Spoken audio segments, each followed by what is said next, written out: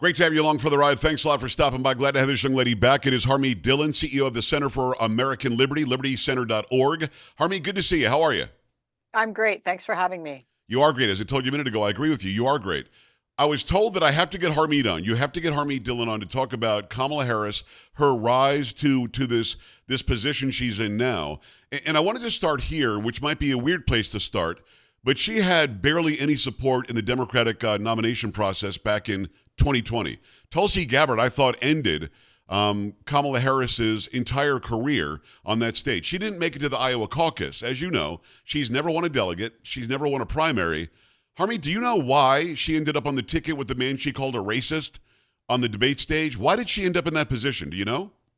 Yeah, I do, because today's Democratic Party is not about merit, it's about virtue signaling. And the virtue that they elevate over everything else is DEI. And so she was explicitly selected for checking the right boxes and being able to bring along California to boot because she's a, California elected official. So that's why. And now, unfortunately, our country's in a crisis because Democrats, I think, privately would rather not have her be the top of the ticket. But having pandered to the far left and that portion of their base that elevates that virtue, they don't have a choice. They're in a box, and so they got to make the most of it. And they are. They're making the most of it. It's very, very strange because, again, in my world, if somebody calls me a racist, and I'm not, but if somebody does, I'm not going to partner up with them ever. We're done. That's not going to be an arrangement that I want to have. So, in other words, we're not actually seeing the left vote for actual people and what they stand for. We're voting for how they make us feel. Yeah, I mean, it's like Plato and the forms, right? It's about shadows and shadow boxing and not about reality. And all of our populace is supposed to be brainwashed into believing that. And look, she was a terrible district attorney, and then she fell upward from a terrible record into a terrible attorney general who I litigated against and won. And then she became a far left senator briefly before becoming the terrible border czar and vice president. And so all along the way, she's left a trail of broken promises, dead people who have suffered from her bad policies, a lack of justice, and just shredded the norms right and left. And this Marxist is now poised to become the Democratic Party's nominee. She is effectively already. They've all fallen into place. The rumors are that Obama is going to sign on soon as well, even though he privately thinks she's an empty suit. Harmeet Dhillon, CEO, Center for American Liberty, libertycenter.org. So how did she fall into that position as DA? Let's go back that far. We see videos and pictures of her on the arm of Montel Williams. We know that Willie Brown has said that they had a relationship and he basically got her into the DA's office. Is that true? Was it because of him that she was elected? So Willie Brown was definitely the king of the California Democratic machine. Some would say he still is, but certainly his word is the rule here in San Francisco still, even though he's in his 80s. So what happened is we had a very liberal district attorney back then. His name was Terrence Hallinan. He was the DA when I moved to San Francisco more than 20 years ago. Okay. And he was a typical lefty prosecutor. Criminal justice is oppressive and all of that.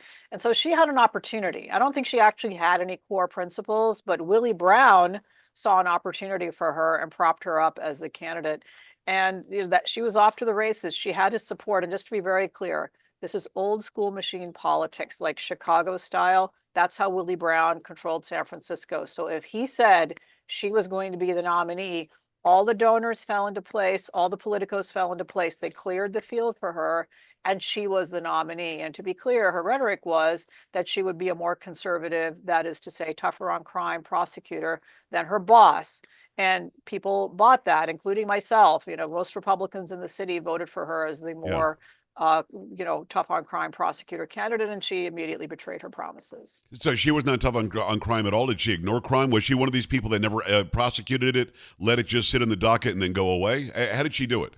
A little more complicated than that. She ignored the big crimes. She ignored the border jumpers. She ignored the cop killers, and she ignored the gangbangers. Wow. What she did prosecute to rack up numbers on the chart, which is a common ploy among ambitious prosecutors, is low-level street crimes. It's parents with truancy. It's marijuana possession. It's that kind of thing. And so she never took on risky prosecutions. I mean, if you even look at her record from before becoming the DA, I've had my associates comb the legal databases. We have about half a dozen cases that she actually tried herself in the databases. There may be more, but it's a very mediocre record. And one thing that is very noticeable, and I remember from 20 years ago when she was a district attorney and starting to run for other offices, she never really occupied the space that she was in. She was always running for the next thing. She started wearing $3,000 suits and Right. 6-inch heels, and she had, like, an entourage of people after her. So she was always focusing on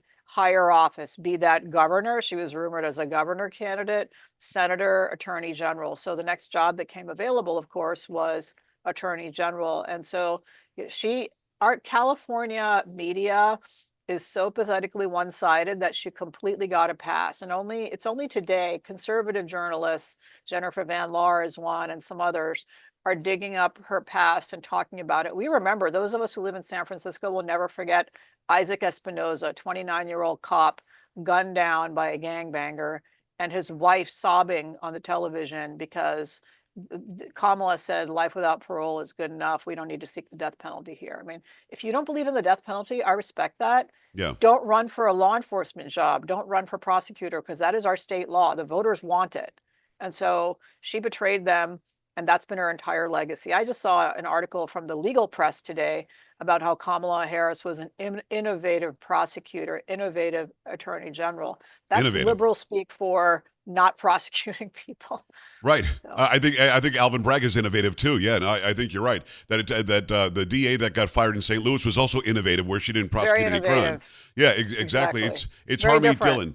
Go to libertycenter.org. So if Willie Brown is the boss of San Francisco, and I hear you, and he obviously was and maybe still is, he's not the boss of California. How did she get the attorney general's job? Because 2 days ago, Alex Soros said, "Okay, free the money. It's going to be Kamala Harris," and $250 million fell out. So Alex Soros has that pulled nationally, obviously. Does Willie Brown have that pulled through the entire state of California?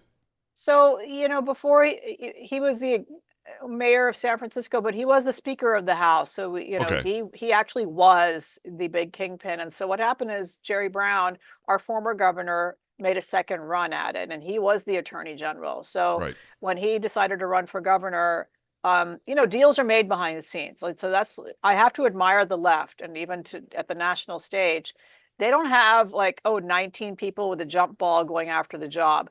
They have a meeting, they decide who's going to get it, and everyone honors that. So that's what happened with Kamala Harris. The deals were made. Okay, well, white man, you're leading to run for governor, then we're going to have our turn with the black woman as the attorney general. And what's interesting is there are competing dynamics there, because whenever Nancy Pelosi shuffles off her position, there's the gay vote, and there's the Chinese American vote, and there's a Yeah. Latino American. So like each of these constituencies has their claim on the throne, but Kamala Harris won that one.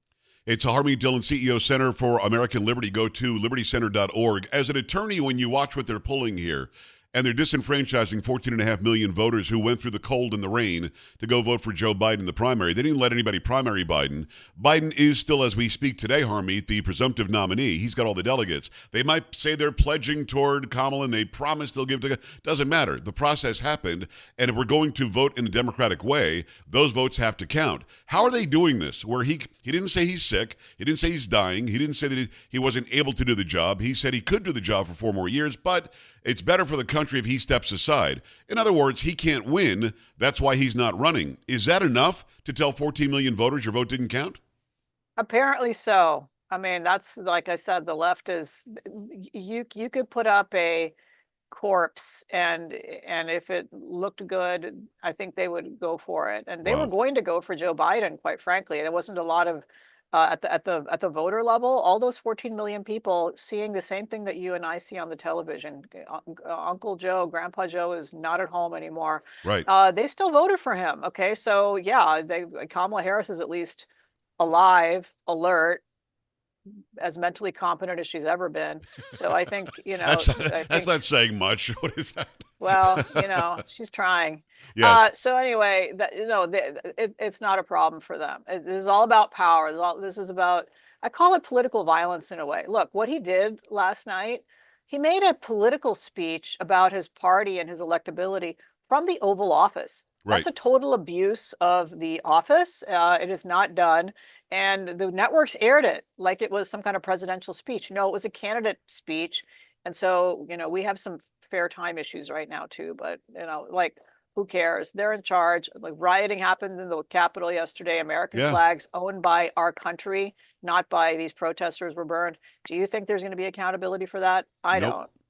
No, no, not even for a second. And you're right. You and I know that in reality, they're going to get away with this because they change the rules as they go. What bothers me the most is they keep on talking about how people like you and me and Trump are a threat to democracy, as they literally don't follow anything the Constitution says. They think the Constitution is some piece of paper behind a piece of glass that can be ignored. And Barack Obama with his pen and his cell phone, and Joe Biden with his giving free money away in student loans and opening the border, they don't think law applies to them.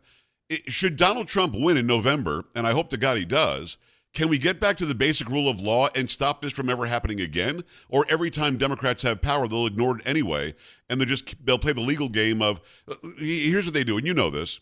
If somebody like the Attorney General of Texas sues Biden, or the Attorney General of Missouri sues Biden, they'll change two words in their response or of the suit or of the law or the rule or the act that they're doing, and then you've got to resue them. This is the game they play. It's cat and mouse. So can this change forever should we get a Republican back in office? And even down the line, if a Democrat gets power again, they can't change the rules like they keep doing.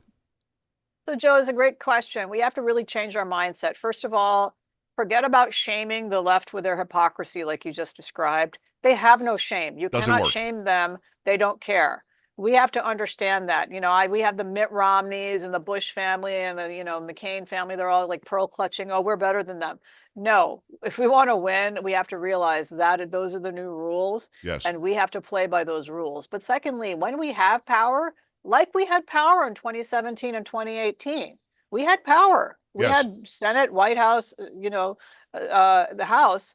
We didn't do anything with it. We have the ability to change Communications Decency Act to allow more free speech online. We could have shut down the border. We could have, fixed this Obamacare nonsense that's made us effectively into socialized medicine in this country. There are many things we could have and should have done, but we elect random and mediocre people to Congress on our side, and they go there 20% of them are good, I think, and most of them are just, occupying space, and they really need Yes. to be replaced. So we need to fight like it matters. It isn't just a sinecure, sit there, collect your money, and then become a lobbyist.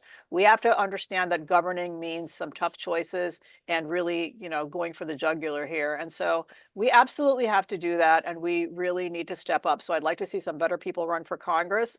Maybe we need term limits. I never thought that before, but we have some real duds there on our side who just Yeah. make speeches, pound the table, and don't do crap to change things for the better in our country. No, I'm with you. It's Harmeet Dhillon, great attorney, CEO of the Center for American Liberty. Go to libertycenter.org. What a great point. I had Matt Gaetz on yesterday, and Matt Gaetz is one of those people that wants to do what you say and wants to do what I want, what those watching, listening want.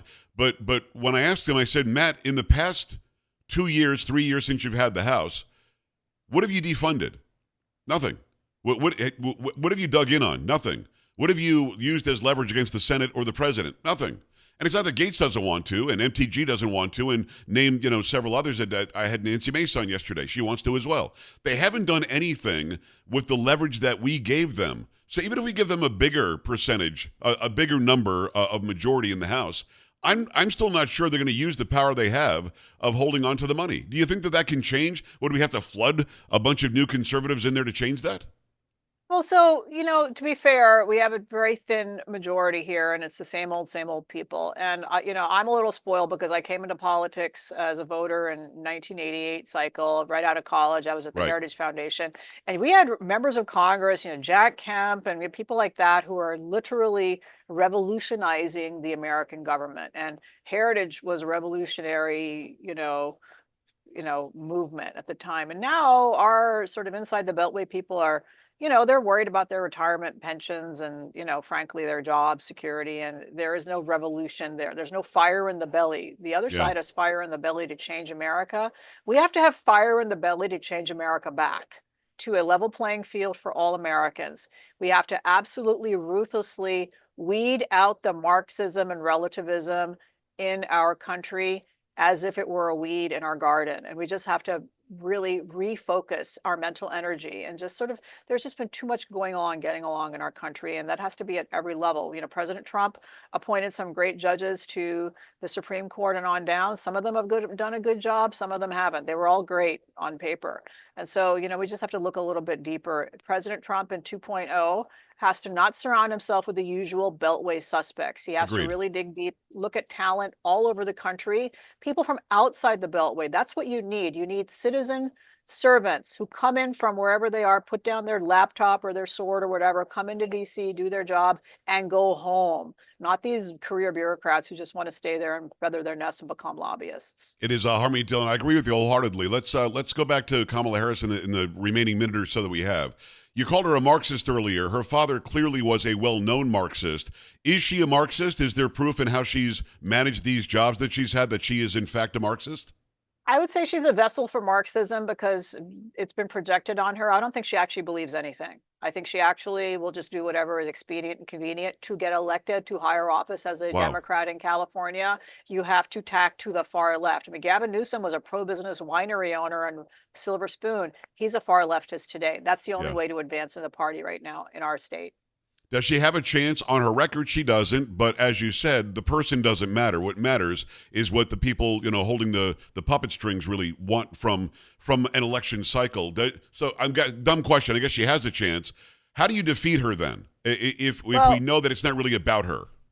I got to say 2 words, Elon Musk. The Okay. difference between this election cycle and 2020 is we have some freedom on the internet now. A lot of the things I say daily and you say daily, we couldn't say them 2 years ago. We couldn't. And You're so right. we have the ability to communicate with citizens through modern methods of communication.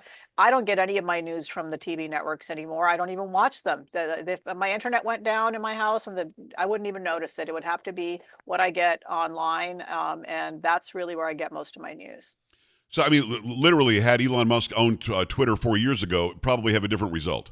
I think it would have had a different result. But we just couldn't get our message through. We had to censor ourselves. And so I put all my energy on communicating with other Americans through X, formerly dead name Twitter. Yeah. And I think it is making a difference. Absolutely. LibertyCenter.org. It's Harmeet Dhillon. Harmeet, you came on with short notice. I really appreciate you making time. My people who watch and listen absolutely love when you come on. Let's do it again soon, can we? Absolutely. Anytime. I appreciate you. We're back after this in the Joe Pag Show. Stay here.